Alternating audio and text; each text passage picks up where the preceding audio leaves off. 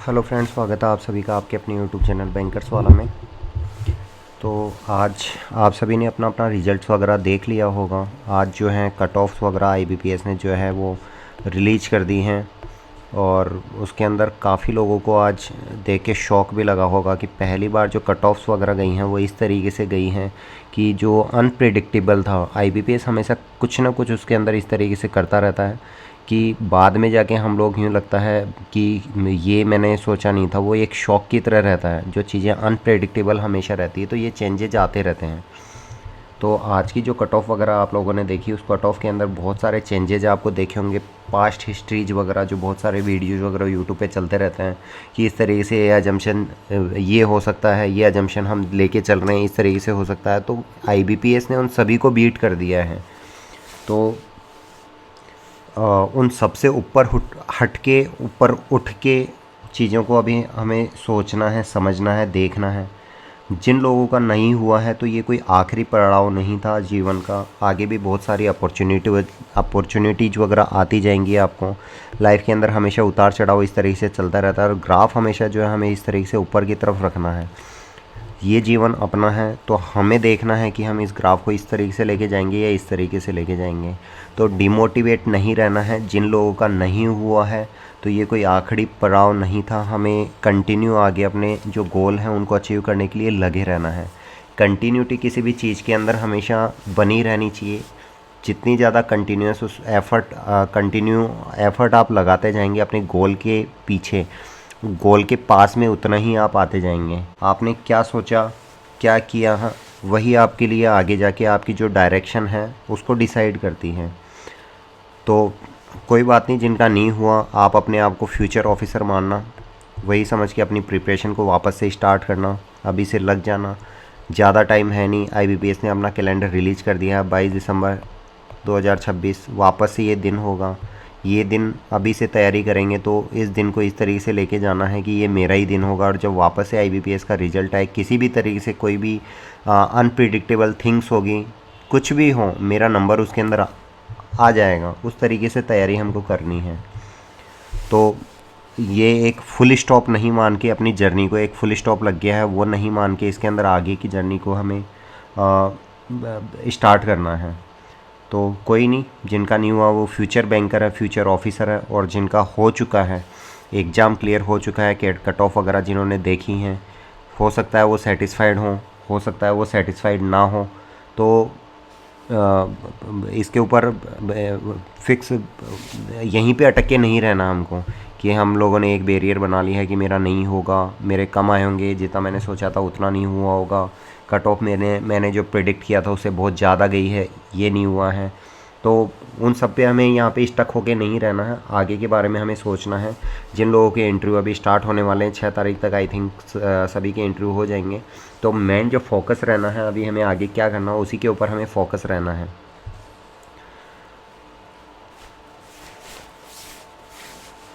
देखो, मैंने भी जब आरआरबी का फ़र्स्ट टाइम में दिया था तो ऐसा नहीं फ़र्स्ट टाइम पे मैं क्रैक कर गया था उसको। फ़र्स्ट टाइम में मैं भी एक बार फेल हुआ था। कट ऑफ गई थी 53.25 आई थिंक उस टाइम पे, और मेरे एग्जैक्ट इतने ही नंबर थे। उस टाइम पे कुछ मेडिकल कंडीशन ऐसी हो गई थी कि मैंने पूरा पेपर देखा भी नहीं था और बीच में सबमिट मार दिया। ये एक रीज़न है खुद को सेटिस्फाइड करने का, मे बी मेरे लिए और दूसरों के लिए भी। लेकिन मेरा नहीं हो पाया था। अल्टीमेटली जब रिज़ल्ट देखा तो उसके अंदर कॉन्ग्रेचुलेशन लिखा हुआ नहीं था। उस साल मुझे भी यूँ लगा था कि शायद अपने से नहीं हो पाएगा, लेकिन कुछ फ्रेंड्स वगैरह थे जिन्होंने वापस से मोटिवेट किया। कुछ वेल विशर्स थे जिन्होंने कहा हो जाएगा, नेक्स्ट ईयर दिया तो ये था कि रिज़ल्ट मेरा हो चुका था, जो पहले प्रेफरेंस थी वो मुझे मिल चुकी थी। लेकिन कुछ कॉन्सिक्वेंसेस थे जिसकी वजह से मैंने ज्वाइन नहीं किया। बाद में मैंने स्केल 3 का दिया। स्केल 3 के अंदर रिजल्ट ये है कि मे बी मेरे भी अटैम्प्ट ज़्यादा नहीं थे लेकिन एक्यूरेसी वगैरह ठीक थी। तो रिज़ल्ट अभी हो चुका है। हो सकता है फ्यूचर में जो मैं सोच रहा हूँ वैसा हो जाए, हो सकता है मेरा भी ना हो। तो ये कोई एक फुल स्टॉप लगा के अपने को नहीं रखना है। अपनी जो ईमानदार कोशिश और ईमानदार मेहनत है वो हमें करते रहना है। तो अभी नहीं हुआ तो next year future banker, future officer, वो सही। अभी से लग जाएंगे तो नेक्स्ट ईयर अपना होगा। तो इसी के साथ में आगे बढ़ना है। ऐसा नहीं है कि कट ऑफ ज़्यादा गई है, मेरा नहीं उसके अंदर हुआ है। थोड़ा सा प्रयास और इसके अंदर बाकी है, थोड़ा सा बूस्ट अपने को करेंगे तो अपना भी हो जाएगा उसमें। तो नेक्स्ट ईयर के लिए अभी से अगर आप स्केल 2 या स्केल 3 का करने वाले हैं तो अभी से आप तैयार स्टार्ट कर दें। जो थोड़ी बहुत कमी अपनी अभी रह गई है उन कमियों को दूर करते हुए अपनी जो तैयारी है वो हम करेंगे, तो नेक्स्ट ईयर इस चीज़ को भी हम अचीव कर लेंगे। ज़्यादा टाइम उसमें बचा नहीं है। 22 दिसंबर का एग्ज़ाम है अपना, 1 महीना ये जा चुका है, 11 महीने हैं, 12वें महीने में अपनी एग्ज़ाम। तो ओवरऑल जो देखा जाए वो 10 महीने हैं। 10 महीने में बहुत सारे फंक्शन वगैरह ये सब भी आएंगे, तो टाइम उतना बचा नहीं है। 10 महीने में जो कमियाँ अपनी रह गई है वो सब अभी से स्टार्ट आप कर देना।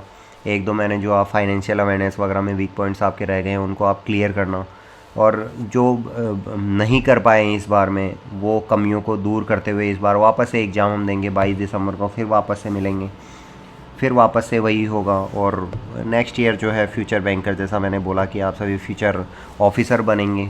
तो कोई बात नहीं, जिनका नहीं हुआ तो एक फुल स्टॉप समझ के यहाँ पे हमें स्टक नहीं होना है। कट ऑफ का क्या है, हो सकता है कुछ रीजन ऐसे रहें, ऐसा नहीं है जिन लोगों ने पास किया है वो आपसे ज़्यादा टैलेंटेड होंगे या कुछ और होगा। कई बार टाइमिंग का, जैसे पेपर जो रहता है ना, ये वाला पेपर जो था वो टाइमिंग के खेल का था। कुछ चीज़ें थी जहाँ आपने टाइम ज़्यादा लगा दिए, कुछ लोगों ने उसको पास कर दिया, तो वो कमियाँ कहाँ पे रह गई, वो प्रैक्टिस के कारण रही होगी। कहीं ना कहीं प्रैक्टिस हमारी कमी रही होगी, उस प्रैक्टिस की वजह से हम यहाँ पे उतना अच्छा नहीं कर पाए हैं। तो प्रैक्टिस जितनी ज़्यादा हो सके वो अभी से आप स्टार्ट कर देना। तो जिन लोगों का नहीं हुआ है उनके लिए दुख तो बहुत है, लेकिन कोई बात नहीं, जो कमियां अपनी रह गई हैं उनको हम दूर करेंगे, तो नेक्स्ट ईयर डेफिनेटली हम इस चीज़ को अचीव कर लेंगे। अब जिन लोगों का हो चुका है उन लोगों के लिए हम यहाँ पे बात करेंगे। वीडियो में आप सभी बने रहना, जिन लोगों का नहीं हुआ है वो भी और जिन लोगों का हो गया है वो भी। जिन लोगों का हो चुका है उन लोगों को कॉन्ग्रेचुलेसन कि आपने एक पड़ाव यहाँ पे पार कर लिया है। जो लोग कट ऑफ को लेकर एक स्टक हो गए हैं, थोड़ा सा नर्वस हो रहे हैं कि मेरी कट ऑफ जो है हो सकता है मे बी इसके आसपास हो नहीं हो, तो उसके ऊपर स्टक नहीं होना है। आपको अपना 100% यहाँ पे देना है। जो एग्ज़ाम में आपने दिया है वही आपको इंटरव्यू के अंदर देना है। अभी आपको फोकस करना है अपने डॉक्यूमेंट्स के ऊपर। अपने डॉक्यूमेंट्स आपको रेडी कर लेना है, डॉक्यूमेंट्स आपको अपलोड करने हैं। इंटरव्यू के अंदर आपको लग रहा है कि किसी टॉपिक के अंदर मैं यहाँ पे नहीं कर पा रहा हूँ, तो यूट्यूब पे बहुत सारा मटेरियल यहाँ पे पड़ा हुआ है। कुछ चीज़ें मैंने भी अपलोड की, अगर वो फ्रूटफुल आपके रहें तो गो थ्रू होना उन वीडियो से। जो चीज़ आपको लग रही है कि नहीं इन वीडियो के अंदर अवेलेबल नहीं हो पा रही, तो वीडियो पे बहुत सारा मटेरियल आपको मिल जाएगा। अननेसेसरी ज़्यादा मटेरियल अपने को इकट्ठा भी नहीं करना है, जिससे ये लगे कि मुझे कॉन्फिडेंस ही नहीं आ पा रहा कि यार मैं नहीं कर पा रहा, उस पूरे मैटर को मैं नहीं पढ़ पा रहा। तो पीएचडी हमें नहीं करनी है। नॉलेज आपकी जो चेक करनी थी वो एग्ज़ाम के अंदर नॉलेज आपकी चेक हो चुकी है। अभी यहाँ पे पर्सनैलिटी के साथ में स्केल 2 एंड 3 के अंदर क्या है डिसीजन मेकिंग, और क्या आप रेस्पॉन्सिबिलिटी आपको मिलने वाली उन रेस्पॉन्सिबिलिटी को किस तरीके से आप वो जो चैलेंजेज आने वाले हैं, जो रेस्पॉन्सिबिलिटी आपको मिले, किस तरीके से उसको आप पूरा कर पाएंगे, वो चीज़ आपकी देखे जाने वाली है। तो उसी पे अपने को फोकस रहना है। उन्हीं चीज़ों के बारे में अभी हम बात करने वाले हैं। देखो, जब कट ऑफ किसी भी चीज़ की आती है ना, तो उस टाइम पे क्या रहता है कि लोग मेंटली जो रहते हैं, मेंटली लो रहे हो जाते हैं और कंफ्यूज्ड थोड़े से हो जाते हैं, है ना। और यही क्या रहता है, एक टर्निंग पॉइंट रहता है कि जिस टाइम पे आपने अपना कॉन्फिडेंस क्या है वो लूज किया है, मेंटली थोड़ा सा लो फील कर रहे हैं, तो ये चीज़ें क्या रहती है, जैसे एंड मोमेंट एक तरीके से आया हुआ है। लगभग 5 से 6 दिन अपने बचे हुए हैं इंटरव्यूज के, जिन लोगों के अभी चालू हो रहे हैं, जिन लोगों के अभी होने हैं। तो 5-6 दिन का जो टाइम रहता है, इस टाइम के अंदर क्या है, ज़्यादा इस चीज़ के अंदर कंफ्यूज होकर या मेंटली लो करके आप अपने इंटरव्यू को इम्पैक्ट करोगे। इसके अंदर कुछ लोगों का इंटरव्यू इसके अंदर बिगड़ जाना है। अगर ज़्यादा आप मेंटली इस चीज़ में सोचने वाले हैं, कन्फ्यूज होने वाले हैं, तो ज़्यादा इसके ऊपर सोचना भी नहीं है, कन्फ्यूज भी अपने को नहीं होना है। जिन लोगों का हो चुका है उन लोगों को मैंने पहले ही कॉन्ग्रेचुलेशन किया है, और वीडियो को क्या है अंत तक देखना है, क्योंकि असली जो फाइट है वो अब स्टार्ट होने वाली है। अब तक क्या था, आपका नॉलेज का टेस्ट है जो लोग आप दे चुके हैं, पास उसके अंदर हो चुके हैं। जो असली फ़ाइट होगी, रियल फाइट अभी होने वाली है, क्योंकि एक पोस्ट के ऊपर लगभग 3 बंदों को यहाँ पे सेलेक्ट किया गया है। तो जो सेलेक्ट हैं वो तीनों के तीनों ही एक्स्ट्रा ऑर्डिनरी हैं, मैं ये मान के चलता हूँ। तीनों के पास में अपने अपने फील्ड का एक्सपीरियंस होगा, एग्ज़ाम उन्होंने दे दिया है, जिस प्रोफाइल के ऊपर वो काम करने वाले हैं, ये मान के चलिए एक्स्ट्रा ऑर्डिनरी हैं। जिसको आप बीट करने वाले हैं वो एक्स्ट्रा ऑर्डिनरी पर्सन है। तो जिसकी तैयारी बेस्ट रहेगी, जिसका पर्सनालिटी बढ़िया होगा, वे ऑफ पिचिंग जिसकी बढ़िया होगी, किस तरीके से चीज़ों को आप डिलीवर कर पाते हैं, जिसका वो बढ़िया होगा, सेलेक्ट उसी का होना है। एक पोस्ट पे सिर्फ एक ही बंदा जाना है। तो रियल फाइट जो है वो अभी होनी है। तो आपको कंफ्यूज भी नहीं रहना है, मेंटली लो फील भी नहीं करना है। पूरा फोकस आपको इसी पे रखना है। नेगेटिविटी हर तरफ आपको मिलेगी, नेगेटिव उन पर्सन से आपको दूर रहना है। ये 5-6 दिन है, मैं कहता हूँ उसके बाद में आप खूब घुलना मिलना, लेकिन नेगेटिव पर्सन से इस समय आपको नहीं मिलना है, नहीं उनसे बात करनी, नहीं कुछ शेयर करना है। जो ऐसे लोग जो आपको लो फील करवाते हैं, आपके कॉन्फिडेंस को लूज करते हैं, उन लोगों से आपको अभी दूरी बना के रख लेनी है। कट ऑफ क्या रहता है? कट ऑफ सिर्फ एक नंबर नहीं होता है। कट ऑफ के अंदर क्या रहता है? कंपटीशन, वैकेंसी और लक तीनों का मिक्स रहता है। कितनी वैकेंसी आई हुई है, आपका लक क्या कर रहा है। लक का मतलब हो गया जिस दिन आप एग्ज़ाम देने गए थे उस दिन आपका मेंटल स्टेटस कैसा था, एग्ज़ाम में जब आप बैठे उस टाइम पे आपका मेंटली स्टेटस कैसा था, है ना। उन सब चीज़ों का कॉम्बिनेशन लक के अंदर ही आता है। तो क्या रहता है, कट ऑफ सिर्फ एक चीज़ नहीं होती, नहीं ये नंबर होता है। ये क्या रहता है, एक दूसरा वैकेंसी, क्योंकि मान लीजिए वैकेंसी इतनी ज़्यादा है, बहुत ज़्यादा वैकेंसी है, तो कट ऑफ ऑटोमेटिक ही लो जानी है। लेकिन वैकेंसी क्या है, रिड्यूस हो गई हो, बाद में जाके वैकेंसी कम कर दी गई है, बाद में वैकेंसी विड्रॉ हो गई है, बाद में बढ़ा दी गई है, बढ़ा दी गई है तो कट ऑफ ऑटोमेटिक कम हो जाएगी। लेकिन बाद में वैकेंसी क्या रही, विड्रॉ कर ली गई तो ऑटोमेटिक ही क्या है, कम हो जाएगी। तो इस चीज़ के ऊपर आपका कोई कंट्रोल नहीं है, आपने जो देना था एग्ज़ाम के अंदर आपने दे दिया है। बाकी ये जो कट ऑफ है ये एक क्या रहता है, आपकी जो वैकेंसी आ रही है, आपका लक है, उन सब चीज़ों के ऊपर डिपेंड करता है। तो ज़्यादा इसको सीरियसली उतना लेना नहीं है। जिन लोगों का पास हो गया वो अपने अगले पड़ाव, जैसे मैंने बोला कि ये रियल फाइट अब स्टार्ट होने वाली नहीं हुआ, कोई बात नहीं, नेक्स्ट ईयर वापस से हम देंगे। 22 दिसंबर का दिन अपना होना चाहिए, अभी से आप तैयारी कर लेना, ज़्यादा गम के अंदर डूबना नहीं। मेरा नहीं हुआ तो देवदास बन के घूमना नहीं है, अभी से आप तैयारी करेंगे तो ऑटोमेटिक आपका हो ही जाएगा। नेक्स्ट ईयर जो फ्यूचर ऑफिसर बन के कल से तैयारी चालू कर देंगे, मैं गारंटी लेता हूँ उन लोगों का आराम से होगा। क्योंकि कट ऑफ क्या है, मैंने बताया 3 चीज़ का कंपटीशन हो गया। एक तो कंपटीशन है कि आसपास के लोग आपके जो एग्ज़ाम देने वाले वो कैसे होंगे, सबके सब तुर्रम खा, तो ये मान के चलो आपको भी तुर्रम खा ही बनना पड़ेगा। फिर नंबर ऑफ़ वैकेंसी कितनी आने वाली है, और आपका लक उस दिन आपका दिन कैसा है उस पर भी डिपेंड करता है। तो सब चीज़ों का कॉम्बिनेशन है, इसके ऊपर ज़्यादा फोकस और यहीं पे स्टक होके नहीं रहना है अपने को। कोई नहीं, वापस से तैयारी करेंगे। हर कोई फेल होता है, मैंने बताया मैं भी फेल हुआ था, बाद में जाके मेरी फर्स्ट प्रायोरिटी मुझे मिली थी। अब स्केल 3 दे रहा हूँ, देखते हैं क्या होता है। फिर तैयारी करते रहना, बस मेरा कहना यही है। अब फोकस करते हैं जो अब रियल फाइटर्स हैं, जिन लोगों का हो चुका है। असली फाइट अब दोस्तों स्टार्ट होने वाली है, तो ज़्यादा हमें यहाँ पे ओवर कॉन्फिडेंस के अंदर भी नहीं रहना है कि कल से ही बाबू बन के हम घूमेंगे कि एग्ज़ाम हमारा हो चुका है तो अब मैं कर ही लूँगा। जैसा मैंने बताया कि एक पोस्ट के ऊपर 3 लोगों को सिलेक्ट किया गया है, और जो ये सेलेक्ट किए हैं सबके सब तुर्रम खा हैं। इंटरव्यू में आप देखेंगे अपने से ज़्यादा अच्छी पर्सनैलिटी लेके बंदा आएगा, अपने से ज़्यादा प्रोडक्ट की नॉलेज उसको है, काम कर रहा है तो फील्ड का बंदा है, जो बैंक को चाहिए सब चीज़ें उसके अंदर हैं। तो आप इसके इक्वली खड़े हैं या नहीं खड़े हैं। अगर अपन इससे अच्छे होंगे तो मिल जाएगा, नहीं है तो कोई बात नहीं, नेक्स्ट ईयर हम भी फ्यूचर ऑफिसर बनेंगे। 3 में से 2 बंदे हैं जो फ्यूचर ऑफिसर ही हैं, सिर्फ एक पोस्ट के ऊपर एक ही बंदा जाना है।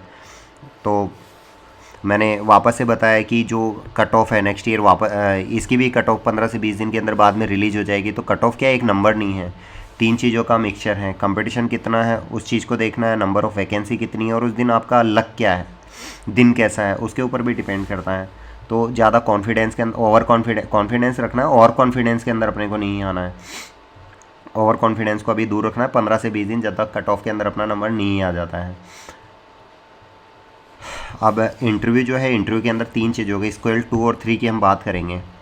स्केल 2 और स्केल 3 की। स्केल 2 और 3 के अंदर क्या है, आप लोगों का एटीट्यूड देखा जाएगा, प्लस जो काम आप कर रहे हैं उसके बारे में आपको क्लैरिटी कितनी है, प्लस आपका कॉन्फिडेंस कितना है। क्योंकि सभी के सभी क्या है, ऑलरेडी एग्जिस्टिंग बैंकर्स हैं, तो सभी का ये देखा जाएगा कि आपका कॉन्फिडेंस कितना है। एग्ज़ाम में बहुत बार हम जाते हैं तो वहाँ पे नर्वस हो जाते हैं, तो वहाँ पे नर्वसनेस नहीं आनी चाहिए। चीज़ों को जो आप वहाँ पे डिलीवर करने वाले हैं उनकी कम से कम 1 से 2 बार यहाँ पे प्रैक्टिस करके जाना। क्या बोलना है, कितना बोलना है, सब्जेक्टिव नॉलेज कितनी है, क्या अपना बैकग्राउंड है, क्या अपनी प्रोफाइल है, जिस बैंक में यहाँ पे हैं उसके बारे में पता है या नहीं है। सभी बैंकों का जो वर्किंग कल्चर है लगभग एक जैसा ही रहता है। तो जो वहाँ पे इंटरव्यू आपका लेने वाले हैं, एक्सपीरियंस फैकल्टी वहाँ पे बैठी होंगी और उनको सब चीज़ें पता है, क्योंकि जिस फेज़ में अभी हम हैं उस फेज़ से वो लोग भी निकल चुके हैं और बहुत सारे इंटरव्यूज उन्होंने लिए हैं अब तक। तो वो सामने वाले बंदे को देखते ही समझ जाते हैं। तो ओवर कॉन्फिडेंस से अपने को दूर रहना है, कॉन्फिडेंस के साथ में रहना है, तीनों चीज़ों पे फोकस रखना है। अपना एटीट्यूड कैसा है, सब्जेक्ट की और जो अपनी प्रोफाइल है उसके बारे में आपको क्लियरिटी रखनी है और कॉन्फिडेंस के साथ में वहाँ पे जाना है। 3 चीज़ का कॉम्बिनेशन पहले ही मैंने बता दिया है। ये एक नंबर रहता है कट ऑफ का, तो उसके ऊपर ज़्यादा फोकस नहीं होना है, स्टक नहीं होना है, नेगेटिव लोगों से दूर रहना है। और मैं अभी जो अपना फोकस है उस डेट के ऊपर फोकस कर दो कि ये डेट, ये दिन मेरा होना चाहिए। अभी स्केल 2 और 3 के अंदर क्या है, अभी इंटरव्यू, जिन लोगों के इंटरव्यू आने बाकी हैं उनके लिए भी आगे वीडियो हम लेके आएंगे। सीरीज अभी चल रही है, तो उसके अंदर जो मैंने पहले भी बताया था कि कमेंट सेक्शन में जो आप देंगे किसी प्रोडक्ट के बारे में मान लो, किसी और टॉपिक के बारे में मान लो, जो भी आप उसके अंदर लिखेंगे उसके ऊपर हम वीडियो लेके आएंगे। जितना मुझे पता है और जितनी मुझे नॉलेज है उतना मैं यहाँ पे डिलीवर करूँगा। जिस किसी को भी यहाँ पे हेल्पफुल लगे तो आगे यहाँ पे बता सकता हूँ, उसी के अकॉर्डिंग हम नेक्स्ट वीडियो यहाँ पे बनाते रहेंगे।